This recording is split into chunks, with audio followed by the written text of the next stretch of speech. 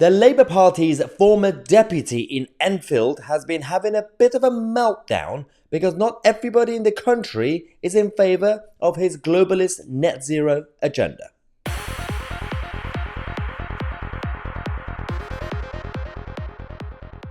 Now, let's take a break from all the doom and gloom stories that we talk about on a regular basis on the channel. Let's have a bit of a laugh at the expense of the globalist socialists. This is quite funny. This is actually about this guy, Ian Barnes. He was a nobody, but he was an ex-deputy leader of the Labour Party in Enfield and became a bit of a big name, especially when it comes to London politics, but also Twitter and social media with his Ukrainian emoji flag thingy. So this guy thinks he could go around and challenge the anti-globalist narrative on social media and in media in general. So the sort of stuff that we talk about on a regular basis. He tried his best to make fun of the anti-globalists. Didn't really go well, so he's just completely, the last couple of days, he's been having a series of a bit triggery responses. He goes on Twitter, he sends out the multiple tweets and quote retweets, replies to tweets. Is a bit obsessed, let's just say. So, this is the latest one. Protests in, across the country, but of course in Haringey, many places against ULEZ, the ultra-low emission zones, the low traffic neighborhoods, LTNs and all this stuff. They've been protesting people in Haringey, other places. Ian Barnes said, does anyone really believe that protests like this one, organised by the Tottenham Conservatives in Haringey last night, contain any local residents? The Tories continue to stoke the culture wars in a desperate attempt to deflect from their failed government. Don't fall for it. Pot kettle idiot. Because this man, I'm going to show you more tweets and more triggery reactions. His whole thing is he calls other people conspiracy theorists. He literally just came up with a conspiracy theory that the local residents in Haringey are all paid up members of the Conservative Party and who don't even live in Haringey, who just went there to protest. I know a couple of friends who were there and I can assure you they were local residents. Stop coming up with your tinfoil hat theories, Mr. Barnes. Okay, let's go to the next one. So, he's absolutely obsessed, Ian Barnes. So, David Atherton and many others have been talking about when the ultra eco-militant protesters have been blocking roads, and at the same time the city council authority also blocking roads using the LTN measures, the low traffic neighborhoods, essentially putting things at the beginning of the road so your car doesn't go through it. And this has created a lot of confusion. So ambulances have been struggling and many others. We've seen so many footage and pictures. This David guy, put a picture on as an example. And Ian decided to just use this to target him, to target all of us. He said, anyone notice how the hard right... What? Hard right? Okay. Did anyone notice how the hard right are dredging up old footage now? This clip was from 3 years ago, and the bollard has long been replaced by a lockable version where the services have a key. Incredibly dishonest, but hardly surprising. Let's just say, for the sake of the argument, Ian was right about that particular image. We actually don't have the image because it was cropped when I got it. But we know, we have other examples on a daily basis. In fact, my mother and my family live in southeast London, near Blackheath, Lewisham. And literally a couple of the roads are like that. And we keep seeing, not just ambulances, other cars keep getting confused. They try to go into the road and they're like, oh, no one told us that this road is now blocked. It happens all the time.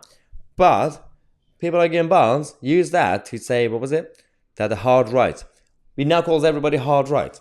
Brilliant. Let's go to the next meltdown. Oh yeah, this is actually more proactive. He's been retweeting things like this. So this image you could see is a LTN thing. It's a low traffic neighborhood in the picture with the plants. They block the roads.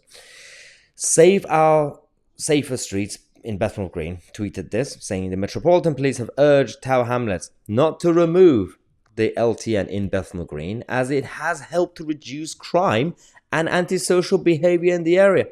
Sorry, what on earth are you talking about? And Ian Barnes retweeted it in support of that tweet. LTNs, the low traffic neighborhood nonsense, the plants that they put in the street. How has that helped with crime and antisocial behavior?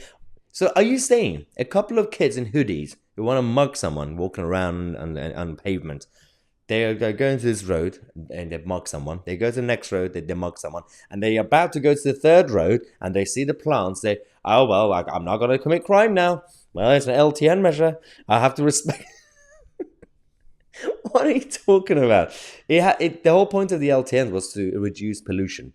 But we already exposed it on the channel recently that it's actually been increasing pollution. So, well done, Sadiq Khan. Absolute idiot. So, oh my God, this is brilliant. So, Ian Barnes also said he had a conspiracy theory about Tufton Street, where all the think tanks are, the right-wing think tanks. Tufton Street attempting to change the narrative of on Zelensky. They must feel aggrieved at sending all those funds to fight the tyrant when it could go towards tax cuts for the wealthy here. So he's got the Ukrainian emoji in his bio. So he's talking about Tufton. So the theory about Tufton Street is that you've got a number of famous neoliberal and centre-right think tanks, like the IEA, the Institute of Economic Affairs, the Adam Smith Institute, the Taxpayers Alliance, and the IEA, for example. A lot of their alumni became Liz Truss's advisors. So the theory is always there for years that somehow Tufton Street control not just the Tory party, but all right-wingers, including me. I get comments and tweets sometimes that Tufton Street pay me. What? Okay. Even though I don't really agree with all the neoliberal policies. It makes absolutely no sense. But he said this. He used two tweets as an example. Sophie Cochran and Patrick Christie's from GB News. So Sophie said, this was when Zelensky came to UK Parliament. He had this t-shirt on, as usual. Sophie said, can Zelensky please put on a suit? So, she said this. And then Patrick Christie also said, why is Zelensky always wearing a military-style clothing? So Ian Barnes decided to put this tweet together, creating a crazy theory that this was orchestrated. I can assure you, Mr. Barnes, that me, and I can assure you, so many of you watching this video right now, a lot of you, on Twitter or GETTR or other apps did the exact same thing on the exact same day. When we saw Zelensky coming into the House of Parliament with his t-shirt, everyone made this jokey comment. Why is he not wearing a suit? Why is he always wearing this t-shirt? Is he even washing this t-shirt? Everybody made that comment. It was funny. It wasn't orchestrated. He makes it sound like someone from Tufton Street, like the Death Star, sent an email to Sophie Cochran, a random activist, Tory activist, and also a presenter on GB News, nothing to do with each other, to tell them to tweet that. What did that actually achieve, Ian Barnes? I mean, I literally just wasted, 8 minutes of my life just talking about this guy. But it's funny. I thought we should take a quick break from the serious news stories to actually expose the hypocrisy of the idiots who claim we are conspiracy theorists, but they themselves are tinfoil hat nutters. And let me know what you think in the comment section. Am I, Tousi, and we are the media and the conspiracy theorists.